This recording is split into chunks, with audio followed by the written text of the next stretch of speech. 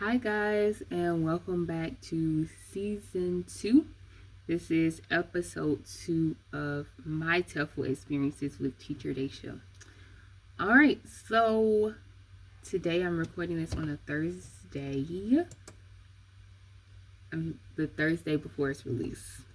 So Thursday, August 19th, which seems to be the pretty normal schedule to do after my classes. So yes, I just got finished with three classes on Cambly, and yeah, it was pretty good. It was pretty good, and I'll go into detail a bit about it. Let me just do this. I need to adjust my lighting and turn that on. I think that's better, and take off my glasses. Yeah, for the YouTube viewers. So yes. Okay, I'm sorry about that. So anyway, and also one more thing, this chair that I am in today is not podcast friendly. Meaning, like, it's very, let's see, it's very squeaky. So but it's more comfortable than the chair that I'm usually in. I'm usually sitting in like a picnic folding chair, like not the soft kind, like the hard kind with no back support, if that makes sense. Yeah, if you're on YouTube, you'll see what I'm talking about. But I try to hide it because, like, when I sit in it, you don't see it at all. But anyway, let's get back to why you're listening to me today. The teaching classes, now they were great because today, as you know, like, I love my students, the sisters that I teach in Korea, and they're so great, and the mom is so great because she's just a great mom, and I've talked about her before. So what I decided to do, because they just finished having 1,000 minutes, like we've just, I need to send it to them actually, 1,000 minutes of class with me and 45 classes with me, and I wanted to make something for them, like a certificate, and so that's what I did. And you can see my certificate on my Instagram at Teacher Daisha. Okay, and yeah, and they enjoyed it. I forgot to record the reactions of the younger sister, but they loved it, and I made one for the mom because she's so great and she helps me out quite a bit. So it was a nice little moment to have with them, and I really enjoyed it. I enjoyed it a lot.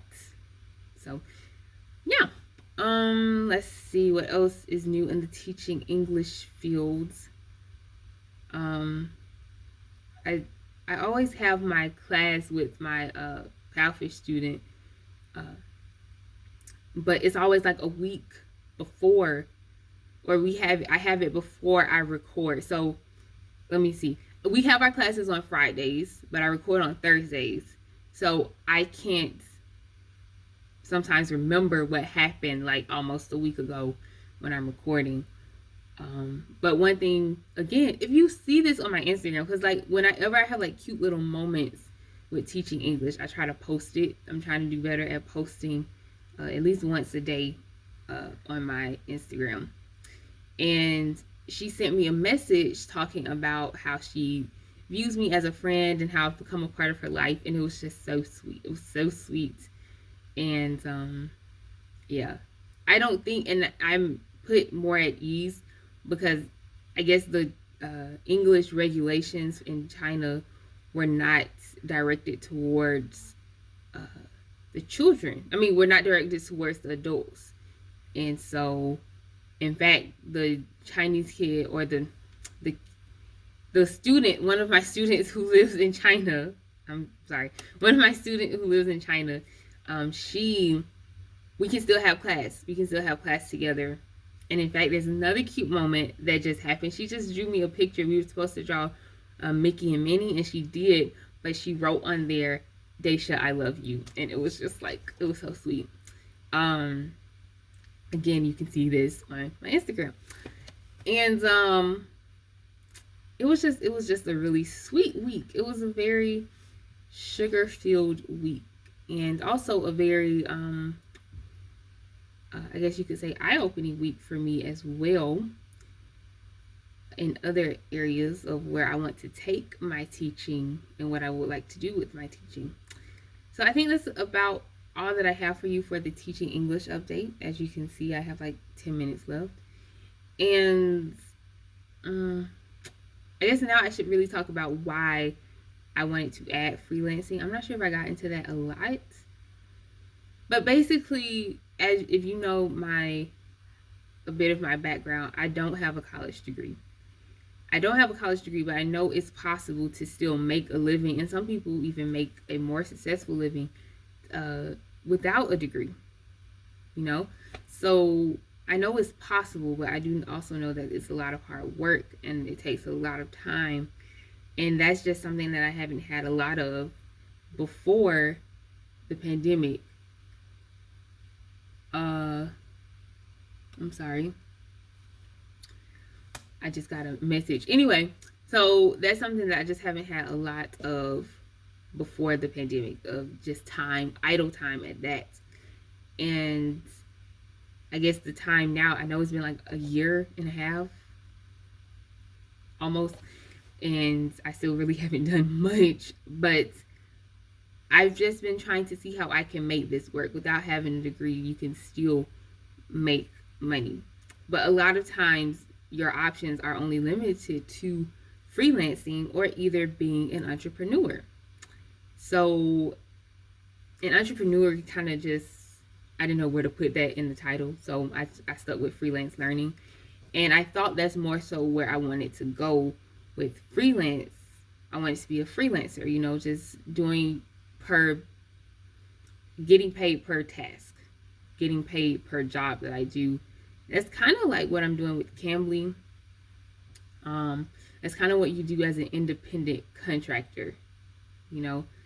But then again, I kind of thought of it, well, what's the difference between freelancing and entrepreneurship? And that's something I wanted to Google and see what it says. Let's hope I can still read from my computer. All right, so, and forgive me for this close-up. Let's see. A freelancer is someone who earns money by working on specific projects for different clients, while an entrepreneur is someone who earns money by starting a business of some type. So that still really don't answer my question. Let's see. A freelancer, they have a little chart. So a freelancer gets their income immediately. An entrepreneur takes time to earn income. A freelancer's focus is exclusively on providing one service, while an entrepreneur's focus is on all the extra things that come with running a business. A freelancer, lack of control over what you work on. An entrepreneur determines exactly what they work on. And a freelancer trades time for money and get paid once, while an entrepreneur builds something sustainable and gets paid over and over. So in the beginning of all of this, I did not want to, it's not that I didn't want to be an entrepreneur, but that term, like, I know just remembering when I learned that in elementary school, that term was just very, it's kind of scary because you're taking on so much responsibility as an entrepreneur. You know, it's kind of you risking it all. That's how I've always understood entrepreneurship. Now, I have had some experience, and I'm still having or gaining experience in owning a business, but it's technically not just my business that I own. It's a whole nother field than my teaching. But basically what I'm trying to get at is, yes, freelancing has its place and I would like to do that, but what I am mostly interested in learning about is basically I don't want to have to work to get my money, or I don't want to work for money. I want money to work for me. That's the main goal that I want to have. I don't want to have to spend I'm waking up at 4:30 in the morning teaching for an hour and a half, and I only make like, $16. Now, I don't know if that's exactly the amount I made, but give or take, that's basically what I made this morning. And that's great. I can make that work. I mean, it's not fantastic, but it's something. It's better than nothing. It's better than getting up at 4 in the morning, working all that, and you get nothing for it. So I do see that, but at the same time, I know there are other ways out there. So I'm going to let my podcast listeners in on a little secret. Okay, it's not a secret, but I'm starting to understand the principle of building in silence. Basically meaning you don't have to let everybody know everything that you're working on, and I think I need to learn that more, because I do want to share with people. I want to share with people, especially if it's something I'm excited on or excited about, or something that I think can help other people if they do it too. And especially if, like I said, if it's something I'm proud of doing, I'm quick to speak it and say it. But the danger of that, especially if it doesn't follow through, or I don't know, it's just, I see the importance of not doing that, or not speaking everything that you're doing and just waiting until it happens. Don't tell people that you're house searching. Show them the keys to your new house. Don't tell people that you're running a business. Show them the license once you get it. Things like that. So anyway, it's time to let you in on the secret. I am considering becoming an independent ESL teacher. So that is what I'm going to start working on more intensely next month, during the month of September, thinking about how I can become an independent ESL teacher. And it is a little scary because, I don't have that degree backing me, and then too, I won't have a company backing me.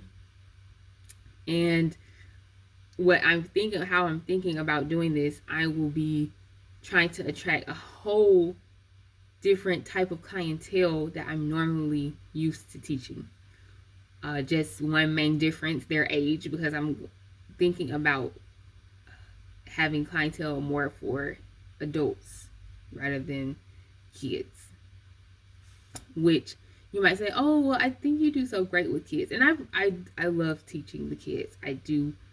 But I think I would have a lot more pressure on me as an ESL teacher, an independent ESL teacher, dealing with the children and their parents and everything. So excuse me for, like, if you hear me, if I'm not as good of a voice quality today.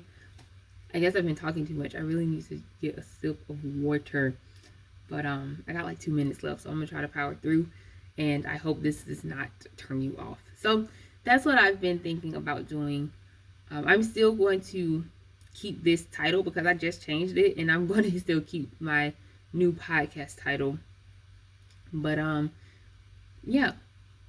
I'm just going to say this. And then once they happen, whether or not they happen or not, you will see.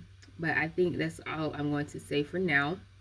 If it works out, I will share a video on how I did it. And if it doesn't, then I won't share a video on how I did it. So yeah, this is only for my podcast listeners. Don't mention it in the comments, okay? If you want to say, I'm excited to hear how your independent teaching goes, then just abbreviate it maybe to IEL, Independent ESL Teaching, Independent English Teaching, Independent Business.